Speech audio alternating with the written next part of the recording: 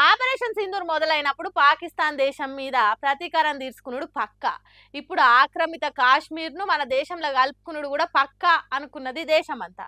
కానీ ఎందుకో ఏమో యుద్ధం ఆపేసిండ్రు. కొన్ని రోజులకు అమెరికా దేశ ప్రెసిడెంట్ ట్రంప్ గాడు ఆపరేషన్ సింధూర్ నేనే ఆపినా అని చెప్పిండు. ఈ నడుమ కూడా మళ్ళోసారి నేనే ఆపరేషన్ సింధూర్ ఆపినా అని చెప్పిండు. ఆగో అది ఇప్పుడు మోడీ సర్కార్కు ఎజరదేస్తుంది.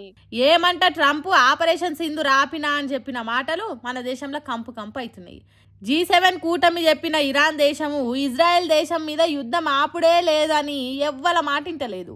ఆ G7 కూటమిలో అమెరికా దేశం ఉన్నా దాని ప్రెసిడెంట్ ట్రంప్ చెప్పిన ఎవ్వల మాట చెవున పెట్టకుండా ఇజ్రాయెల్ అంత చూస్తా అంటున్నది. ఆగో దాన్ని ఆపరేషన్ సింధూర్ను కలిపి కంపేర్ చేస్తున్నారు దేశం పబ్లిక్. ఇరాన్ దేశము ట్రంప్ మాటలను షూర్లా చెక్కింది. అదే మన మోడీ సార్ అయితే ట్రంప్ గాడు ఎంత చెప్తే అంత అన్నట్టు చేసిండు అన్నట్టు సోషల్ మీడియాలో కామెంట్లలో రాస్తుండ్రు. ఒక్కసారి కాదు, 2 సార్లు కాదు, 3-4 సార్లు పాకిస్తాన్ భారత్ యుద్ధం నేనే ఆపినా అని చెప్పిండు ట్రంప్.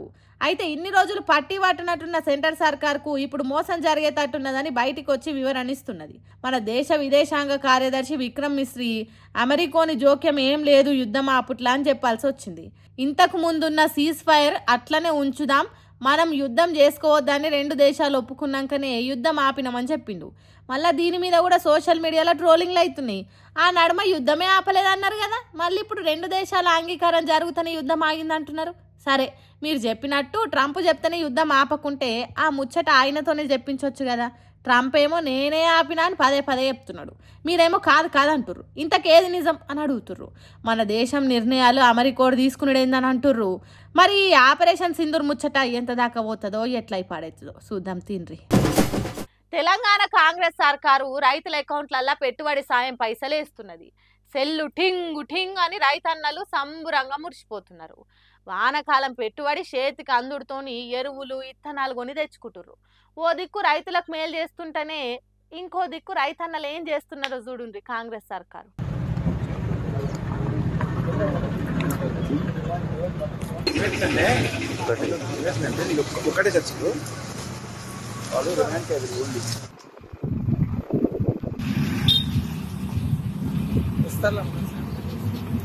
అన్నం పెట్టే రైతు చేతులకు బేడీలెందుకురో రన్నా అని పాడుకున్న రోజులు మళ్ళా తీసుకొస్తున్నది కాంగ్రెస్ సర్కారు. వీళ్ళంతా దుక్కి దున్ని ఇత్తనాలు నాటి పచ్చటి పంటలు పెంచి దేశానికి తిండి పెడుతున్న రైతులు. అవును, జోగులాంబ గద్వాల్ జిల్లా పెద్ద ధన్వాడ ఇథనాల్ కంపెనీ పెట్టొద్దని, మా భూములు గుంజుకోవద్దని, మా బతుకులు ఆగం చేయొద్దని పోలీసులతో కొట్లాడినోళ్ళు వీళ్ళంతా అసొంటి రైతుల మీద కేసులు పెట్టిండ్రు. కొన్ని రోజులు రిమాండ్లు ఉంచుకొని ఇప్పుడు గిట్ల కోర్టుల హాజరుపరిచేతానికి తీసుకుపోతున్నారు. వీళ్ళు దోపిడి దొంగలైనట్టు, దేశాన్ని ముంచి బయటి దేశాలకు పారిపోయిన వాళ్ళు అయినట్టు, లేకపోతే ఉగ్రవాదులు ఉల్ఫా తీవ్రవాదులు అయినట్టు చేతులకు సంఖ్యలేసి తీసుకుపోతున్నారు. ఈ వీడియోలు సోషల్ మీడియాలో పొట్టు తిరుగుతున్నాయి. ఇప్పుడు ఇదే కాంగ్రెస్ పార్టీ తీసుకొస్తానన్న ప్రజా ప్రభుత్వం, ఇదేనా ఇందిరమ్మ రాజ్యం? లగచర్ల రైతును ఇట్లనే చేసిండ్రు, ఇప్పుడు ధన్యాడ రైతులకు సంఖ్యలేసిండ్రు. మా కాంగ్రెస్ ప్రభుత్వంలో అణిచివేతలు ఉండయి, మాట్లాడే స్వేచ్ఛ ఉంటుంది, భావ ప్రకటన స్వేచ్ఛ ఉంటుంది, ఎప్పటికీ ప్రజలకు అందుబాటులో ఉంటుందని చెప్పుకునే లీడర్లకు ఇది కానొస్తలేదా? అన్నం పెట్టే రైతుల చేతికి బేడీలేస్తారా? మా భూములు మాకే ఉండాలే, ఇథనాల్ ఫ్యాక్టరీ ఇక్కడ వద్దు అని కొట్లాడినందుకు ఇంతటి మర్యాద? ఇదేనా పోరాట స్ఫూర్తి? హక్కుల కోసం కొట్లాడితే చేతులకు సంఖ్యలేస్తారా? రైతులు ఏడ్చిన రాజ్యం బాగుపడదని స్పీచ్లు దంచుతారు కదా, మరి ఇదేంది? కాంగ్రెస్ సర్కార్ వస్తే కష్టాలు తీరుతాయి అనుకొని ఓట్లేసిన జనానికి ఇదేనా మీరు ఇచ్చే గౌరవం? ఇదేనా బహుమానం అని అడుగుతుర్రు సోషల్ మీడియాలో పబ్లిక్ ఇది చూసినాక.